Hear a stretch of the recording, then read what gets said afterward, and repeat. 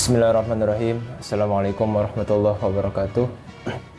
Alhamdulillah rabbil alamin wa bihi nasta'in ala umurid dunya waddin. Shalatu wassalamu ala asyrafil anbiya'i wal mursalin wa ala alihi wa sahbihi ajma'in. Rabbi shrah li sadri wa yassir li amri wahlul 'uqdatam min lisani yafqahu qawli. Bapak Ibu sekalian, kita kembali lagi di serial Revolusi Pendidikan dari Rumah. Kali ini kita sudah memasuki ke episode keempat, yang pada episode kali ini kita akan membahas tentang prinsip-prinsip dalam pendidikan. Mari sebelum kita mulai mengaji, mulai belajar, kita niatkan untuk sebagai menuntut ilmu, dan mudah-mudahan dari niat kita belajar ini kita diberikan kepahaman dan kemudahan oleh Allah Subhanahu wa taala. Bapak Ibu sekalian, prinsip itu layaknya sebuah Google Maps atau sebuah kompas dalam kehidupan kita. Prinsip itu perannya seperti sebuah kompas, seperti sebuah mercusuar di lautan, atau Google Maps tadi, seperti yang saya sebutkan, di dalam HP kita. Nah, tanpa sebuah prinsip, kita akan kehilangan arah dan tujuan dalam kehidupan, yang dimana ketika kita kehilangan arah dan tujuan itu, kita akan mudah terombang-ambing dalam kehidupan, akan selalu menemukan ketidakpastian, karena kita tidak punya prinsip dalam hidup. Kita tidak punya Google Maps, kita tidak punya kompas, karena kita tidak tahu arahnya, kita tidak mau menuju kemana. Nah, artinya peran prinsip ini sangat diperlukan dalam kehidupan, khususnya di dalam pendidikan. Dalam pendidikan pun ada yang namanya prinsip-prinsip yang harus kita ketahui sebagai panduan kita dalam menjalani pendidikan ke depannya. Nah, untuk memperkaya wawasan kita dan pengetahuan kita dan memperluas pemikiran kita, kita perlu mempelajari prinsip-prinsip yang muncul entah itu di dunia barat atau mungkin Eropa, dan juga tentu prinsip-prinsip pendidikan dalam dunia Islam. Nah, nanti kita tinggal mengambil mau prinsip mana yang kiranya cocok dan baik untuk kita terapkan sesuai keadaan kita masing-masing, sesuai keadaan pendidikan di tempat kita. Tapi nanti akan banyak sekali prinsip-prinsip yang akan saya sampaikan, baik itu dari dunia barat maupun dari dunia Islam. Tinggal nanti Bapak Ibu bisa menentukan, dan nanti perlahan Bapak Ibu pasti akan mulai bisa menemukan kesesuaian di antara banyak prinsip-prinsip tadi. Baik, kita coba langsung masuk ke prinsip di dunia barat dulu. Saya sudah coba merangkum beberapa prinsip yang disampaikan oleh beberapa tokoh, terutama tokoh filsafat di dunia barat. Yang pertama, dalam pendidikan itu menurut tokoh filsafat di dunia barat ada yang namanya prinsip pendidikan seumur hidup, atau dalam bahasa Inggris istilahnya adalah long life education. Apa artinya? Jadi mereka, para tokoh-tokoh ini beranggapan bahwa pendidikan itu tidak hanya sewaktu di sekolah lalu setelah lulus dikatakan selesai. Tidak seperti itu. Pendidikan itu adalah seumur hidup, mulai dia lahir sampai dia meninggal. Nah, itu yang dinamakan prinsip seumur hidup. Tokoh-tokoh yang menyampaikan prinsip ini diantaranya adalah John Dewey, ada Jean Sartre, dan Søren Kierkegaard. Lebih lanjut, prinsip ini mengatakan bahwa menurut pandangan para tokoh ini, mereka melihat pendidikan itu adalah proses terus-menerus untuk memunculkan bakat manusia. Mereka juga beranggapan bahwa manusia itu selalu dalam proses menjadi. Artinya manusia itu sejak dia lahir sampai dia meninggal, dia akan terus berproses, berubah, bertransformasi. Tidak ada kata selesai dalam perubahannya. Jadi dia setiap harinya manusia itu selalu dalam menjadi sesuatu. Nah, kenapa para tokoh ini berpikir demikian? Karena mereka menganggap bahwa manusia itu belum sempurna secara potensi. Sekali lagi ya, manusia itu belum sempurna secara potensi. Memang secara penciptaan, kalau menurut pandangan Islam, manusia itu sudah sempurna secara penciptaan. Tapi menurut mereka, secara potensi itu masih belum sempurna. Nah, oleh karena itu, prinsip ini sangat penting. Dan manusia itu perlu untuk terus dikembangkan. Makanya pendidikan itu adalah proses terus-menerus. Itu prinsip yang pertama. Yang kedua, prinsip dalam pendidikan itu ada yang namanya holistik atau menyeluruh. Tokoh-tokoh yang menyampaikannya diantaranya adalah Thomas Aquinas atau Confucius, itu dari Cina. Nah, menurut mereka, pendidikan itu harus menyeluruh, tidak bisa hanya sebagian. Sehingga, menurut prinsip ini, pendidikan itu harus mencakup seluruh aspek, mulai dari jasmani atau fisik, mulai dari kecerdasan, karakter, hubungan sosial terhadap sesama, emosionalnya, bahkan keimanannya atau spiritualitasnya. Itu semua harus dididik secara berbarengan agar tercipta manusia yang utuh. Jadi, prinsip yang kedua adalah holistik, menyeluruh, tidak bisa hanya sebagian. Yang ketiga adalah prinsip demokratis. Tokoh yang mengenalkannya diantaranya adalah John Dewey dan Paulo Freire. Nah, maksud dari prinsip demokratis ini adalah pendidikan itu harus menciptakan masyarakat yang demokratis dan harus bersifat demokratis. Maksudnya apa? Jadi demokratis itu adalah sebuah ide, sebuah gagasan, sebuah pemikiran di mana setiap orang itu punya hak dan kewajiban yang sama. Serta setiap orang dalam pendidikan harus mendapatkan akses yang sama dan perlakuan yang sama. Sehingga nanti dalam mendidik, setiap muridnya harus diberikan keleluasaan, diberikan kebebasan untuk aktif dalam belajar, kebebasan dalam berpikir, dan kesetaraan dalam akses. Itu yang ketiga. Jadi demokratis ini adalah memberikan semacam kebebasan, memberikan akses seluas-luasnya kepada setiap manusia. Yang keempat, prinsipnya adalah prinsip aktivitas. Artinya dalam pendidikan itu harus dibarengi dengan sebuah aktivitas, harus aktif. Jangan diam atau pasif. Tokoh-tokohnya diantaranya yang mengenalkan adalah John Dewey, Jean Piaget, Lev Vygotsky, dan John Locke. Nah, menurut mereka, pendidikan akan memiliki dampak yang luar biasa dengan melalui aktivitas atau pengalaman langsung. John Locke dengan teori tabula rasa, dia juga menyatakan bahwa menyarankan pentingnya interaksi dengan lingkungan.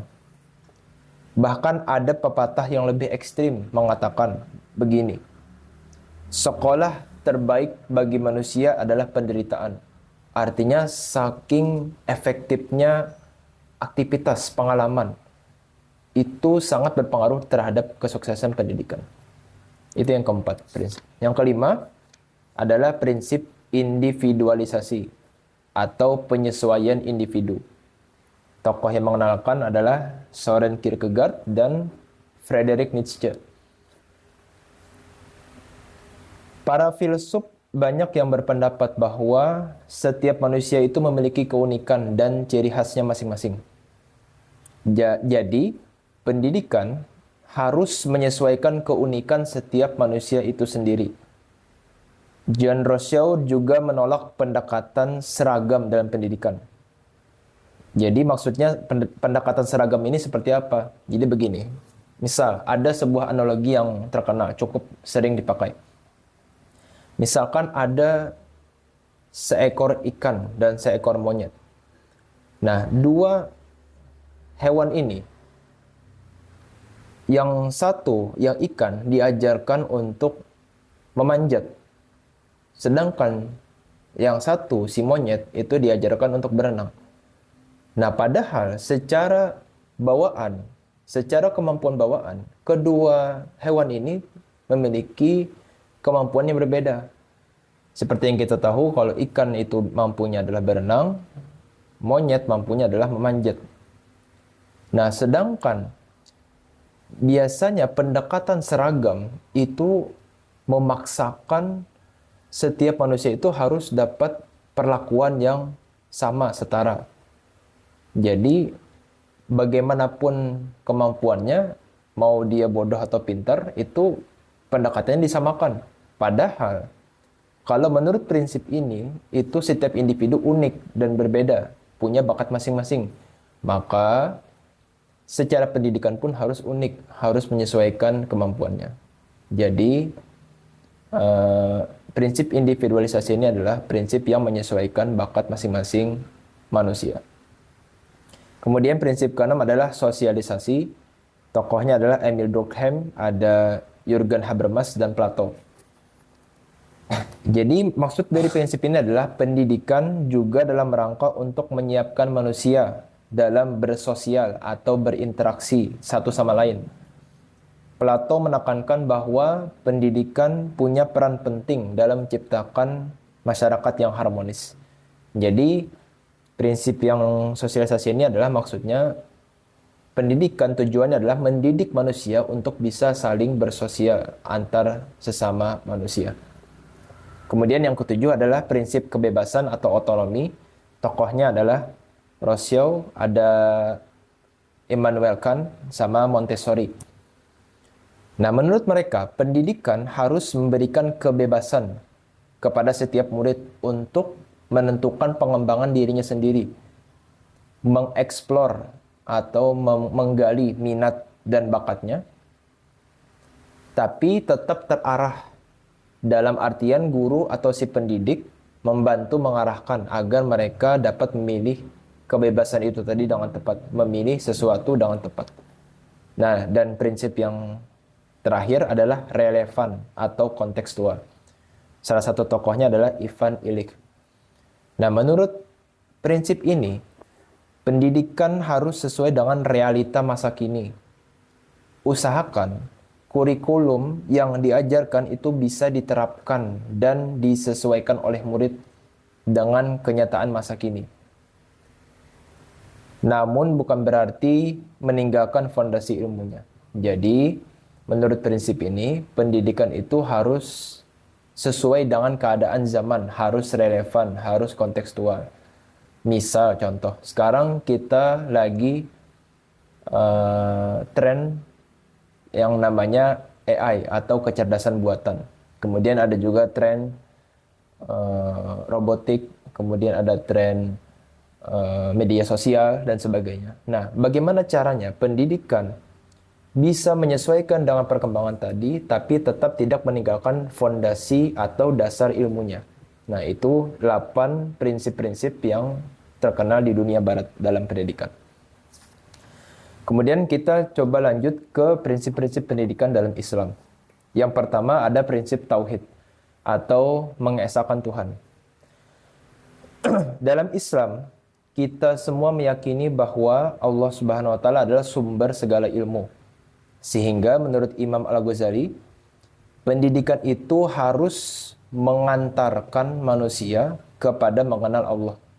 Lebih lanjut, prinsip tauhid ini bukan berarti hanya mengandalkan ilmu akhirat saja.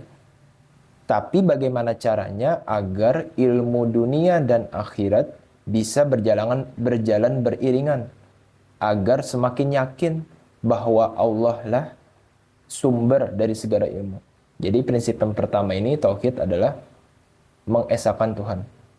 Karena Islam itu adalah ajaran agama yang menekankan bahwa pentingnya keimanan kepada Allah, keimanan kepada Tuhan, maka setiap manusia, terutama setiap muslim, itu harus meyakini bahwa Allah adalah satu-satunya Tuhan yang Maha Esa. Jadi pendidikan harus mendidik setiap manusia supaya semakin yakin bahwa Allah adalah Tuhan yang Maha Esa. Prinsip yang kedua adalah integrasi atau menggabungkan antara dunia dan akhirat. Islam sebenarnya tidak pernah memisahkan ilmu agama dan umum. Bahkan justru sebaliknya, Islam sangat mendorong pengembangan ilmu umum untuk memajukan peradaban seperti ilmu-ilmu matematika, fisika, kimia, biologi, dan lain sebagainya. Nah, Islam sebenarnya tidak pernah memisahkan. Nah, bahkan tanpa ada ilmu seperti matematika, sains, ekonomi, rasanya hidup akan semakin sulit. Karena dengan adanya ilmu ini sangat membantu dalam kemudahan hidup manusia. Jadi, prinsip ini menegaskan bahwa antara dunia dan akhirat itu saling berjalan beriringan, saling melengkapi satu sama lain. Sehingga tercipta keseimbangan dalam kehidupan, dan tugas pendidikan adalah bagaimana caranya setiap manusia itu dalam hal ilmu-ilmu keduniaan dan ilmu-ilmu akhirat itu bisa saling mengisi. Nah, itu tugasnya pendidikan. Itu prinsip yang kedua. Prinsip yang ketiga adalah prinsip akhlak dan adab.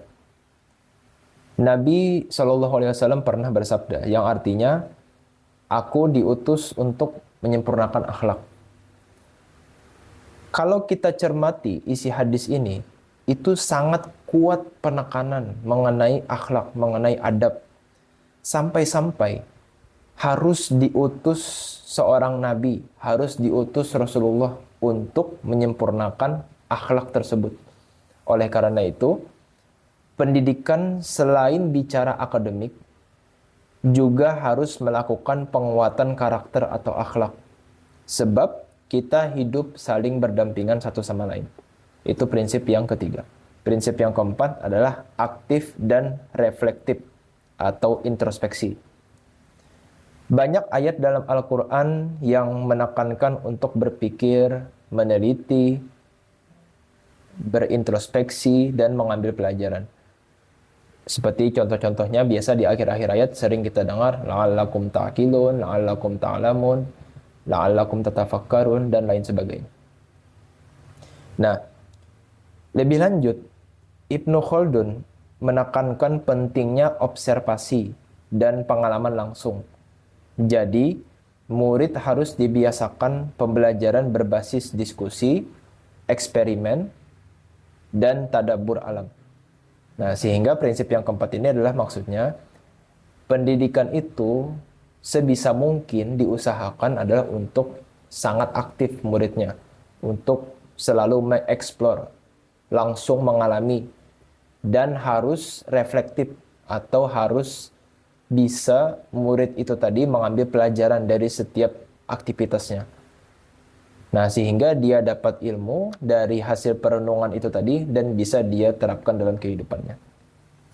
Kemudian prinsip yang kelima adalah kepemimpinan dan tanggung jawab. Pendidikan harus mencetak pemimpin yang adil, kreatif, dan bertanggung jawab. Karena dalam Islam, tujuan penciptaan manusia salah satunya adalah menjadi khalifah atau menjadi wakil Allah di muka bumi. Sehingga harus ditanamkan jiwa kepemimpinan sejak dini. Jadi pendidikan itu tugasnya adalah bagaimana mencetak atau mengkader pemimpin yang tangguh dan pemimpin yang adil dan pemimpin yang bertanggung jawab. Seperti itu maksud dari prinsip yang kelima. Prinsip keenam adalah keadilan dan kesetaraan. Jadi dalam Islam itu ada sebuah ajaran bahwa Islam itu menjamin hak pendidikan untuk semua. Islam sangat menguatkan, sangat menjaga hak-hak setiap manusia. Jadi diusahakan pendidikan itu tidak memandang status dan latar belakang setiap manusia. Sehingga pendidikan itu sifatnya harus inklusif, harus bebas diskriminasi, dan harus terjangkau. Nah, itu maksud dari prinsip keadilan dan kesetaraan. Yang ketujuh adalah prinsip kebebasan dalam koridor agama, koridor syariah. Islam itu mendorong ijtihad atau pemikiran kritis selama tidak bertentangan dengan dalil Al-Quran dan Sunnah atau hadis. Jadi, antara akal dan wahyu, dalam hal ini Al-Quran dan hadis, itu harus selaras. Boleh kritis, boleh mempertanyakan setiap ajaran, tetapi tetap berpegang dan diarahkan oleh panduan-panduan Al-Quran dan panduan-panduan hadis. Itulah maksud dari prinsip ketujuh, kebebasan. Jadi, pendidikan harus menguatkan, harus meyakinkan bahwa setiap manusia itu bisa bebas dalam berpikir, tapi tetap sesuai koridor atau sesuai aturan-aturan. Dan prinsip yang terakhir adalah prinsip keteladanan. Karena ini ada dalil yang sangat jelas menerangkan tentang keteladanan. Di dalam Quran surah Al-Ahzab ayat 21, di sana ditegaskan bahwa Nabi Muhammad SAW itu adalah guru utama yang mengajarkan dengan keteladanan, atau dalam istilah bahasa Arabnya adalah uswatun hasanah, teladan yang baik. Nah, sehingga menurut prinsip ini, dalam sebuah pendidikan, setiap guru, setiap pendidik, bahkan setiap murid, siapapun, itu harus menjadi role model, harus menjadi teladan dalam ilmu, dalam akhlak, dalam karakter, dalam semangat belajar, dalam etika, dan lain sebagainya. Sehingga tujuan pendidikan bisa tercapai. Nah, tadi yang saya sebutkan adalah beberapa prinsip, baik itu di dunia barat maupun di dunia Islam.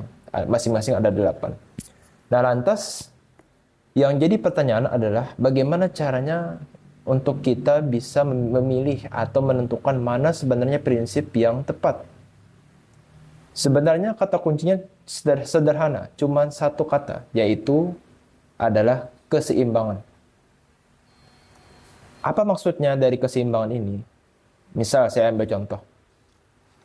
Di dalam prinsip yang tadi saya sebutkan di dalam dunia barat, itu misal ada contoh kebebasan atau otonomi. Nah, kebebasan itu kalau terlalu ekstrim, itu bisa menjadi liar atau berbahaya. Sebagaimana kita lihat, budaya di luar sana karena terlalu menekankan pentingnya kebebasan, tapi kebebasan yang sangat liar, sehingga menyebabkan banyak budaya yang sangat tidak cocok. Sehingga sebisa mungkin kita mengusahakan selalu berada di titik tengah tadi. Jadi kalau misal tadi anak-anak kita atau ada guru-guru kita yang sudah mulai terlalu kelewat batas, nah kita coba ingatkan untuk kembali ke tengah, sehingga setiap prinsip tadi itu bisa selalu seimbang. Inilah yang menjadikan tujuan pendidikan itu semakin bisa tercapai dengan adanya prinsip tadi. Mungkin itu saja untuk episode kali ini. Semoga bisa membantu, dan semoga dengan adanya kita mempelajari prinsip-prinsip tadi, itu bisa kita terapkan nanti dalam pendidikan kita, baik itu di rumah, baik itu di sekolah, baik itu di lingkungan masyarakat sekitar kita, atau bahkan bisa kita ajarkan ke orang lain. Demikian dari saya, semoga bermanfaat. Salah khilaf dan mohon maaf. Wallahu a'lam bishawab. Wassalamualaikum warahmatullahi wabarakatuh.